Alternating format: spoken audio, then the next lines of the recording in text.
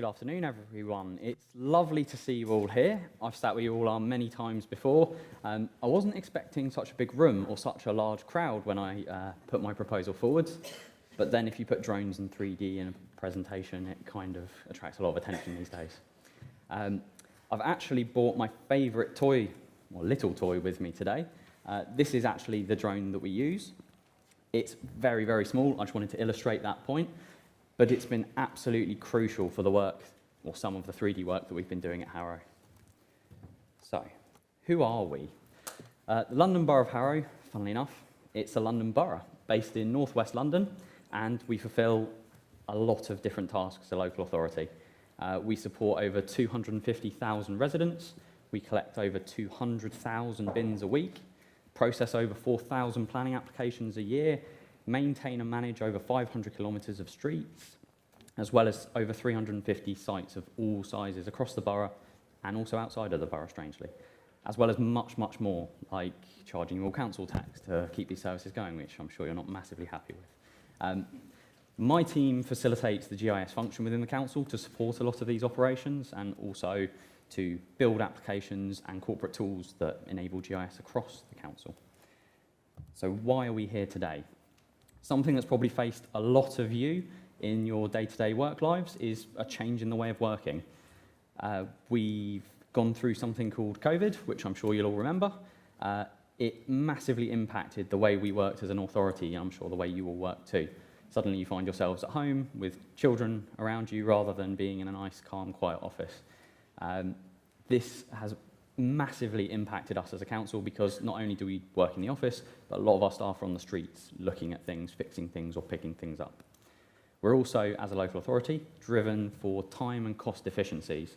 So because we've had our budgets cut quite heavily, we have to save every penny we can, we have to make every penny we can, and we have to make sure we're using our time to the best effect. Not only this, but using the most modern tools to do this. So more modern tools, more efficiency, and basically driving savings wherever we can. So in essence, we've been driven to find smarter ways of working due to a number of different challenging circumstances as a local borough. So how have we done this? Well, this is probably going to be the exciting bit where I show you lots of visuals, so it's probably the most interesting. Starting with Street View, we basically are looking at capturing the borough from the street. Then we move on to drone captures, and then Borough Mesh, and they all kind of speak for themselves a little bit. But what's key here is that we didn't set out to build a digital twin in essence. We were running these projects separately, and they all combined in the end to build up our digital twin. So I'll talk about each of them individually, and then bring it all together at the end for you. So starting at the beginning, Street View, and it does what it says on the tin. You've probably used very similar products before. Begins with a G, but I won't say it because we're at an Esri event. It is effectively a view from the street. And because of that, you can see all the purple lines on the screen. That's where we've captured, or where we've had captured for us. If I play the video, it zooms into the street and will snap into Street View. And it does look very similar to probably what you've all used before. But the difference is, if you watch the green marker on the screen, you notice there's depth to the image. It's not just a flat image. There's a LiDAR-based 3D model behind that, which enables us to do a lot more with this. Not only that, but because we procure this, we can choose when we drive and where we drive. So we don't have parts of the borough that are from 2021 and parts of the borough that are from yesterday, for example, which makes it far more useful to us as an authority. And it looks great, but what are we actually using it for? So because it's been at Harrow for so long, it does have a lot of use cases actually, and I'll put the key ones up on here for you. Sign inspections, actually one we didn't anticipate, but has saved us a good amount of money each year. We pay a company to go out onto the streets to check all of our signs for us, and instead of sending people out onto the streets to do that in a very manual way, we provided them access to this tool, and they knocked £12,000 off our contract cost for us each year, just because they don't have to physically send people out to do it. Remote measuring. So why go out onto the street when you can sit at your screen and do it instead? It is effectively a LiDAR model that you can measure down to sub-centimetre accurate measurements. We actually have a highways engineer who was very enthusiastic about this. He went out onto the street to take exactly the same measurements on the street as he did in the application, and was really happy when they came back almost exactly the same, almost millimetre accurate. Really happy, and done it a lot from his desk since then, only going out when he needs to. Same for remote site visits. Again, you can do this for similar applications, but because we know when this was captured and we get it on a regular basis, it's of far more value to our staff than it would be using free tools. You can check things like how many utility boxes a property has, are there broken windows, what does the street look like, and get a feel for the environment. Far better than you can from a 2D map. And finally, advertising rights is something that we are trialling. We've only done a small part of our borough, but effectively the company looks through the imagery for us using AI and machine learning, extracts where our advertising boards are for us, and then we do some spatial analysis to tell us these are the ones we're actually interested in. We don't need 5,000 of them in this small area because that's too much. And we're not interested in that. So based off the trial we've been doing, for a very small part of our borough, we're so far making about £20,000 back from the study than we were for the £3,000 investment.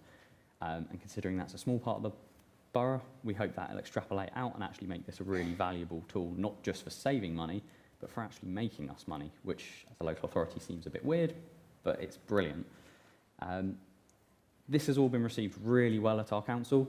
It's used quite a lot. We get about 5,000 to 6,000 views a month on it. But what we always get asked is, well, that's great, but how can I see above the house or behind the house or down this alleyway? And obviously you can't drive a car in those places. You can't drive a car through people's gardens or over their roofs or anywhere a car can't get to. So we started looking at using drones. And actually, this drone, DJI Mavic Mini 4 Pro, we've been using to capture mesh models like you can see on the screen. This is our lovely Headstone Manor, sat in Headstone Manor Park coincidentally, where we went to capture. You can see the detail of the mesh. It's really, really good, and we were really surprised when we saw the results come out from this. And effectively all we're doing is taking pictures with this drone and putting them into Esri's site scan application to generate these meshes. We did try using desktop applications, but I almost blew up a laptop doing it, processing so much. So going with the online hosted site scan seemed like a far better option. Just to look at how detailed these meshes are, we have our 5 centimetre blue sky imagery on the screen, which is really good. It's used around council and lots of GIS functions. But if I snap on top the drone imagery, just to give you an idea of what that looks like in comparison, you can see far more detail than you could. I'm sure you'll agree, far more detail. And again, I was surprised when I saw this because it looked detailed, but I didn't quite realise how detailed. If I snap back, just to reiterate this point, you can see in between the roofs that kind of grey rectangle, just looking at LED flashing on the roof. You can see a little bit of detail, maybe see a couple of cable runs, but snapping the drone imagery on top, you can see far more detail. You can almost see how they're attached to the roof and almost the individual roof tiles themselves. So it looks amazing, but what's the point unless it's actually doing something? So roof surveys, obviously if you're going to fly a drone around and you're taking pictures from above, roof surveys make sense. And for us, we didn't actually realise how much saving can potentially be made from this as a local authority. So for the investment of £1,000, for my favourite toy, about £5,000 for Esri site scan software, a £6,000 startup for us to capture these 3D models. And that beautiful model that I showed you before wasn't actually our intended target when we went to that park. We were there to capture the park, but when we turned up, the manager said, we need to put scaffolding up around the roof to check it. Would you mind just checking it with the drone instead? He estimates that it saved them about £9,000 in scaffolding cost. So for our initial pilot, pardon the pun, we've saved about £9,000 from a £6,000 investment, and that's one model, and we have about 17 of them around the borough now. That's a great start, but actually it's not all about the money for us. We're very, very keen on making sure we engage with our residents well, and being able to do that through 3D models rather than a 2D map for parks, libraries and other assets than things we want people using. It's far better to capture their engagement, get them engaged, get them actually using these services. Especially if you're encouraging people to go to parks, it makes your borough healthier and happier, which is what we strive to do as a borough. And finally, site awareness. So you can see our council offices in the little circle on the right, the big white building. That purple London Borough of Harrow sign on there isn't actually there in real life. We captured the offices, because we were asked to do so to help plan where signage was going to go and how traffic was going to flow around the site. And we generated that in Blender so that we have a nice 3D model of our borough sign that we then put in different places around the building so that senior members of staff and the leader himself of the council could actually decide where to put these signs, and they are coming now. So that's great. When we started putting these mesh models into a 3D GIS environment, they didn't look very good surrounded by the lovely 3D cubes that you see generally generated from buildings. In fact, it was a really stark contrast. So we decided to actually approach a company about providing a mesh for us for the entire borough. I'm sure lots of you have LiDAR, oblique imagery that can generate these things, but as a council, it was very expensive for us. So we approached Blue Sky International to generate a mesh for us from vertical aerial imagery. So rather than using LiDAR or anything fancy, we get an aerial imagery capture every year or every other year at least, and generating a mesh from that to essentially fill in the gaps. And this is what that looks like. So we have a full 3D borough mesh that looks fantastic at about intermediary scales. You start zooming in and it gets a bit wonky, but it provides, for a cheap price of only a few £1,000s for us, effectively, this full borough mesh was everything we were kind of looking for to fill in the gaps around those other sites. It provides large coverage, but again, low detail. But if it's only a few £1,000s and can provide that support to the other things we're doing, we saw it as worth it to give it a go. And that is effectively what we're using it for. So the context mapping for drones, you can see the orange outlined area there in the left-hand image. That's one of the sites we've captured with the drones. That's our leisure centre. It's got notorious problems with its roofs, but I won't go into that right now.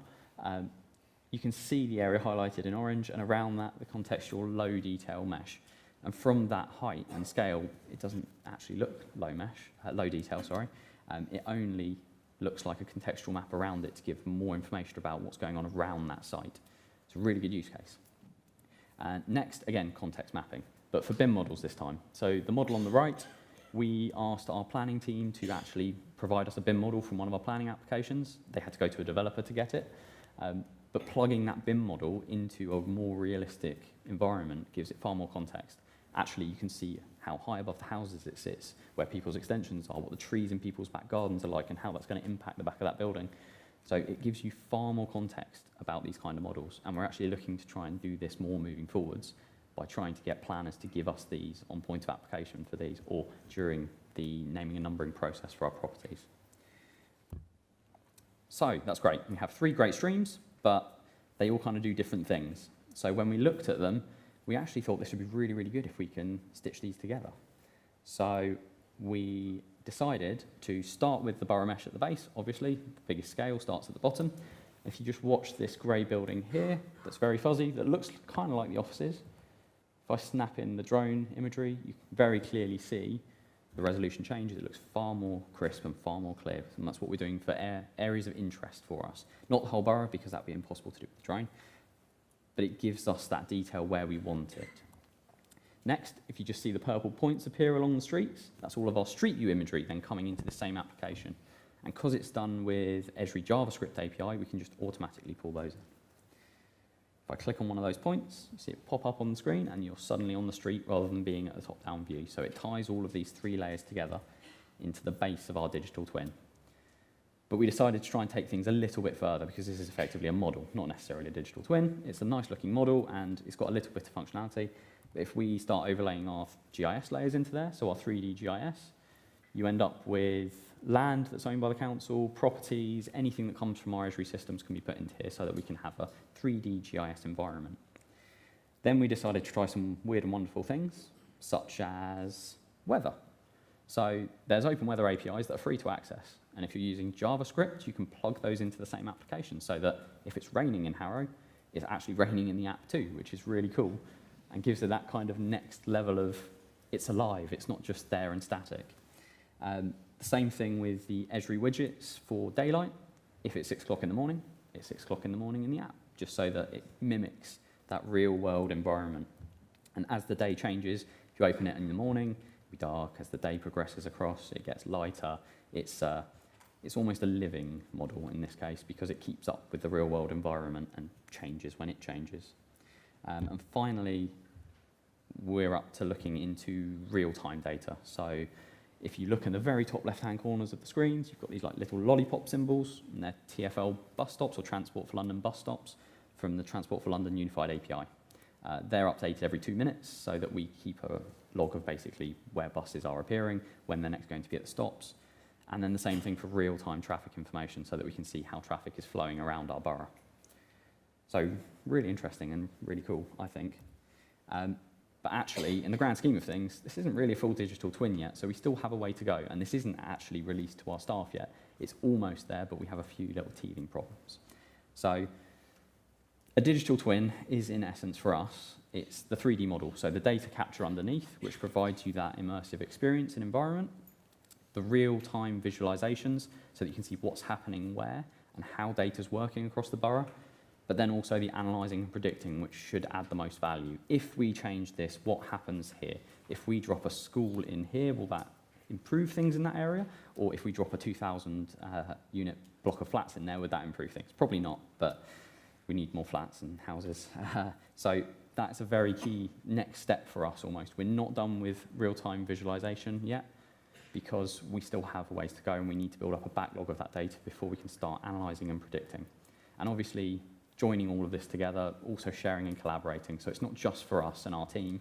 We're talking with Nottingham City Council about it. We're talking with stakeholders across the council. We're sharing it with people to get people's ideas and share and collaborate on this at every stage of that process, not just once it's done. Not only that, but the digital twin's great, but what actually underpins it needs to be maintained and continued. So continuing each of those project streams, making sure they're as valuable and useful as possible so that actually the digital twin's as valuable and useful as possible too. They each have their own kind of roadmaps, and there'll be lots hopefully happening with those as well as we go, saving more money, and making more time efficiencies for our staff. But the bit I get a little bit excited about, probably carried away with, is the gamification, because it's really cool. And I know Mark's going to show you something later which looks amazing, so I won't spoil that. But being able to put this kind of data into a game engine so that you can control it to a granular level, being able to say how physics work, what the weather's like, what the lighting's like, being able to put cars and people into the environment, which is quite difficult in JavaScript, to be honest. That would add a whole other level of engagement to this and interactivity, which would be fantastic. So, to summarize, because of us looking to change the way we're working, to make time and cost efficiencies and save money, we've been driven to work in smarter ways. We have used a variety of existing technology to work in these smarter ways and to make sure our staff are using the best tools they have to face these challenges. But what's great about all of this is that actually these three project streams combine really nicely to form that base for our cost-effective and modular digital twin. If you assume you could probably do a lot of this for only about £10,000, and that's one-off cost, and then using the drone a lot, it actually is cheaper than I thought it was going to be, quite luckily. Mark and Nikita will now be showing you how you can use some of this technology, but I hope I've shown you how possible this is, and possibly even encourage you to start thinking about your own digital twin journeys. Thank you.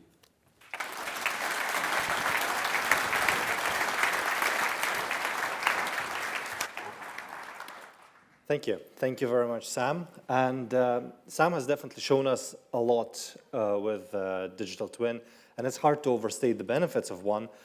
But the question then arises, how do I get started if I don't have this expertise, if I don't have all the data, if I don't have anything to begin with?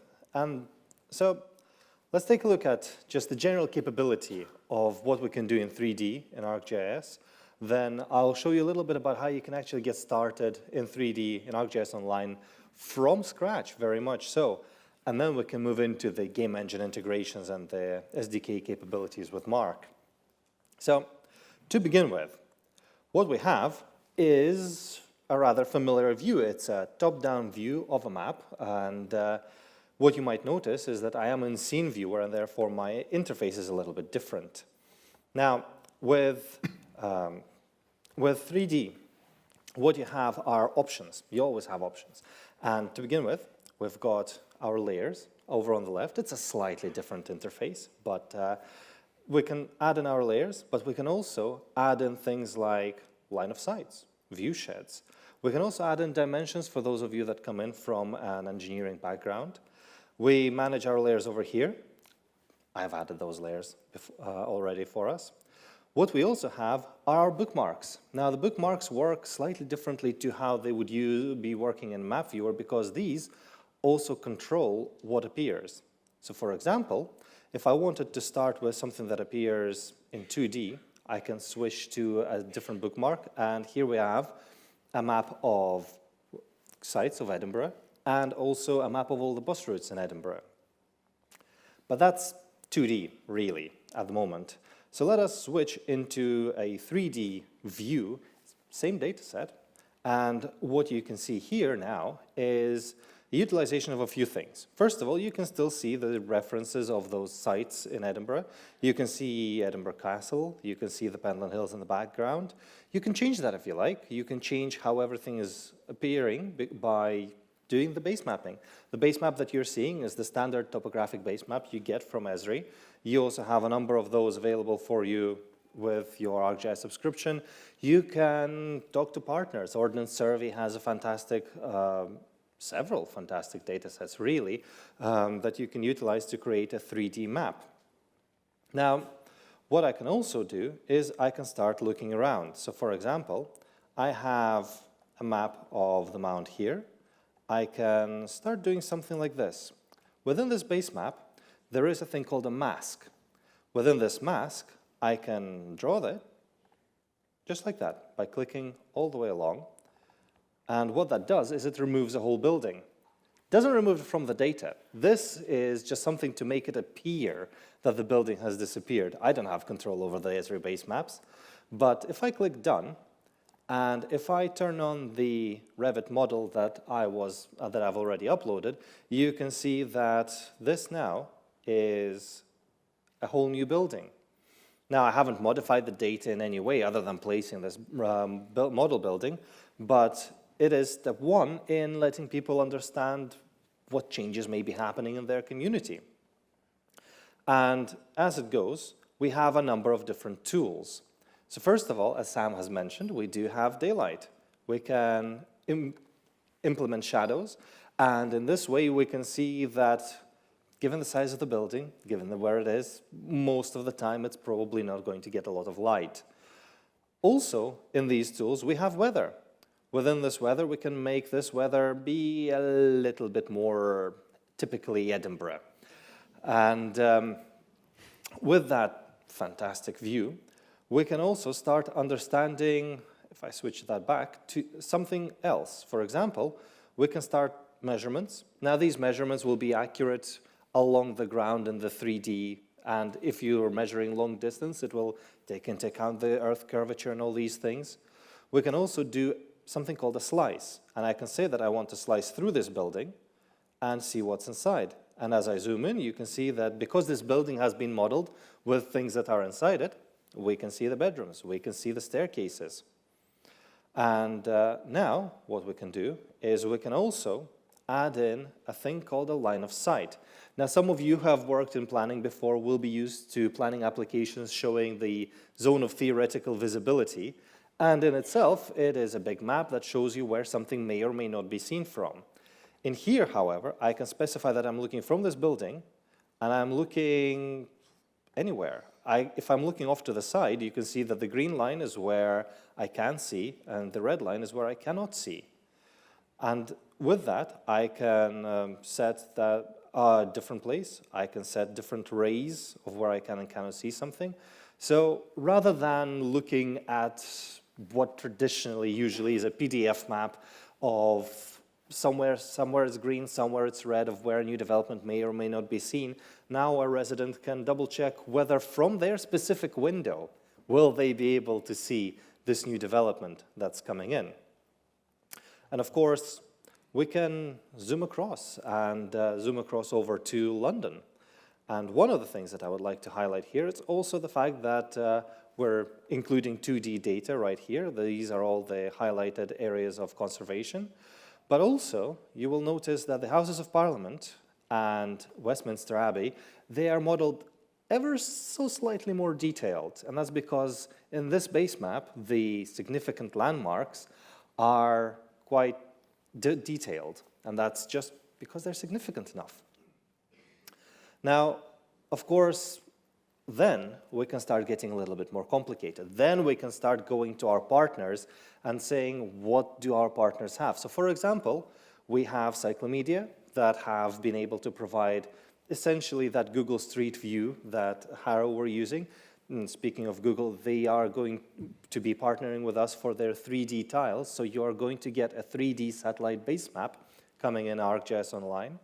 But also we've got other partners. For example, we've got Blue Sky. Now, Blue Sky Data, you may recognize London here as well. And I don't live in London. So I sometimes do the touristy thing, and I come and visit Buckingham Palace. I've seen this view before. What I haven't seen is this view here, for example. I haven't been inside the courtyard. And thanks to the Blue Sky Data, I don't need to go there now. But we know what we're here for, don't we? So from here, we can start seeing the QE2. Now, if I switch back, overall, this general capability overview, we've got 3D on desktop. On desktop, we've got ArcGIS Pro, we've got 3D scenes, the analyst extension. We've got the ArcGIS City Engine as well, which is used for procedural building generation, generating whole cities according to rules. If you're interested in finding out what that's like, watch Cars 2 or Zootopia, that was used right there. We also have in capabilities online, we've got the scene viewer, we've got the measurements, the daylights, the shadows, the slides, the symbology. I've shown you all of that. But we also have other 3D capabilities like Experience Builder, Urban, Indoors, Side Scan, Drone to Map. There's a lot. You don't have to know what every single one of them does. All you need to do is come speak to us and find out what the right solution may be for you. And now, she'll pass over to Mark for some immersive applications. Okay, thanks, Nikita. So what I want to do in the final part of this session is take some of the data, 3D data that Sam and Nikita have been looking at and show you how you can bring that into a more of an immersive application you might find in a game engine application or maybe an augmented reality app that you have on your mobile device. And to show you that, I'm going to be talking about a couple of areas of our developer technologies. So we have the native Maps SDKs. So these allow developers to embed mapping and GIS capabilities into their own applications, and that includes 3D visualization. And then we've got our game engines. So the game engines give you a much more immersive premium rendering experience that allows you to be able to visualize your 3D data in different weather conditions and then have other game engine assets representing moving vehicles or people, for example. So to get going with any of these technologies, the best place to go to is our developers website, so developers.arcgis.com, and if you go into the SDKs and API section, you can see all of the developer technologies we have here. So I'll go and take a look at Unity, but it's worth saying that all of the areas of documentation here are laid out in exactly the same way, so similar resources are available for each of the products.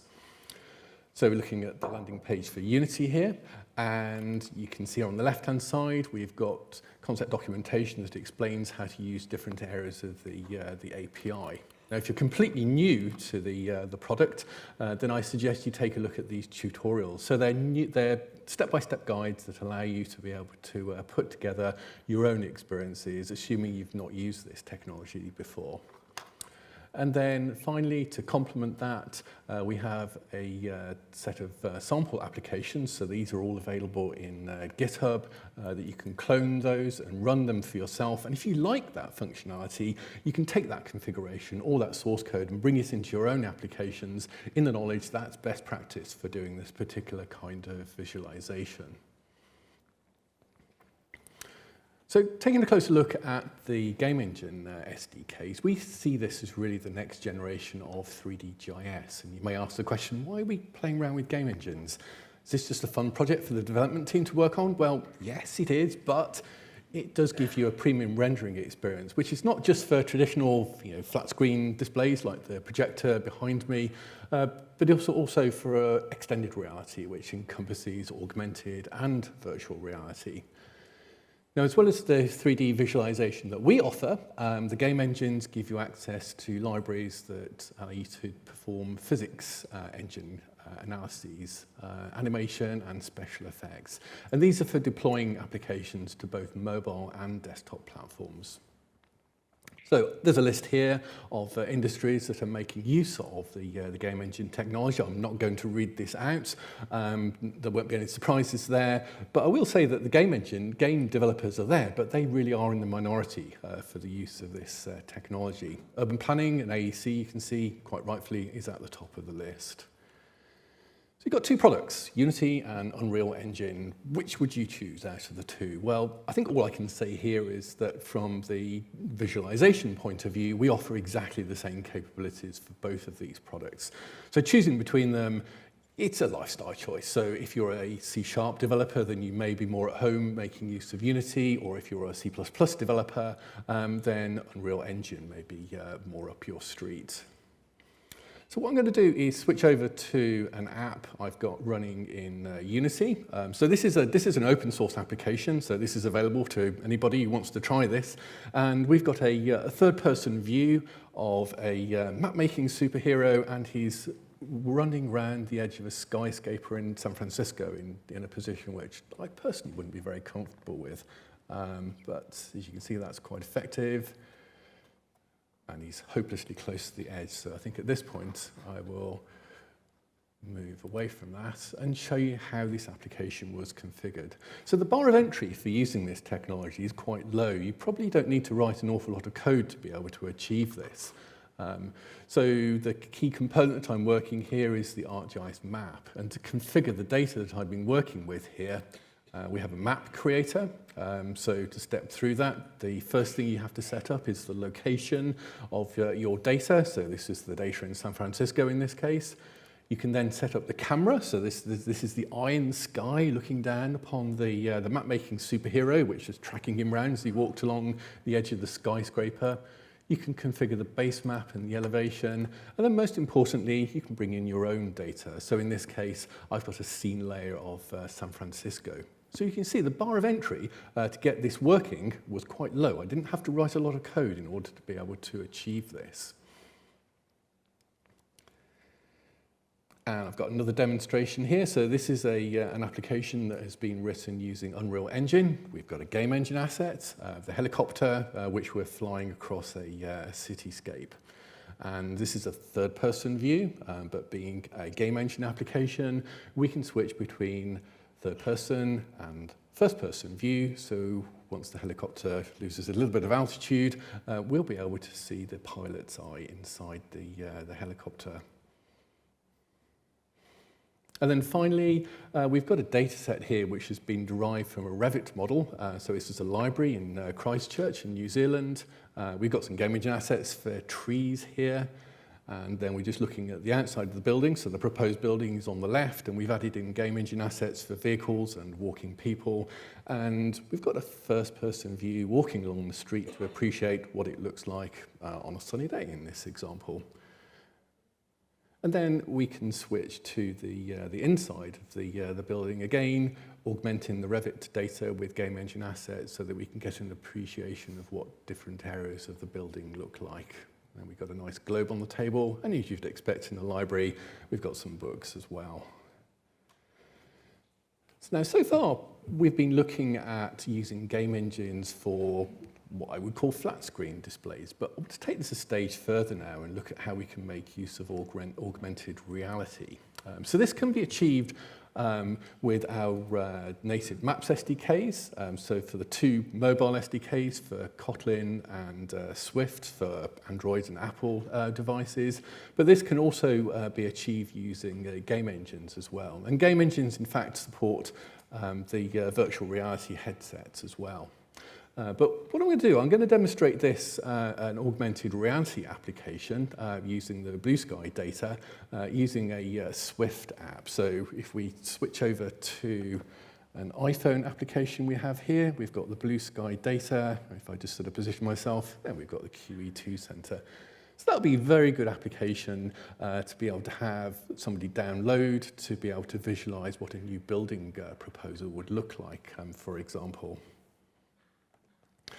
So if we just switch back to the slides, and what I would do is I appreciate there may not be many developers in the audience, but if there are, then you'll like this. So again, what we were showing here was an open source application. I've modified it very slightly to bring in the blue sky data, but literally all this was, I had to set up a link to a portal item. I then created an integrated mesh from that portal item, and it was just a case of adding that into my operational layers for the scene to build up the data. Now, there's a commented out line of code here for Sam's data. So when we met yesterday and Sam showed me his drone data, I have to say I was really impressed with the drone survey that he'd produced. So this is exactly the same data that Sam was looking at. I think on Nikita's t-shirt we can see the building we were looking at here, but I really like the detail of this. I can just inspect the individual tiles here. There are none missing, so that building has passed its inspection without me even going near it. Okay. Oops. So to finish off, what we've been looking at here is using the 3D data to make immersive visualization experiences. We've been taking a look at game engines, Unreal and Unity, and the bar of entry for these is quite low. There's only a small amount of configuration that is required for these. But if you want to make use of game engine assets, then you'll probably have to write some code for that. And then we've used augmented reality. We were demonstrating that on the Swift API for the two demonstrations here, but that is also possible inside the game engines. So if you've got any questions on the developer technologies, then do come and talk to me afterwards, or Sam or Nikita on sort of 3D data. So with that, we've come to the end of the session, so I'll hand back to Georgina.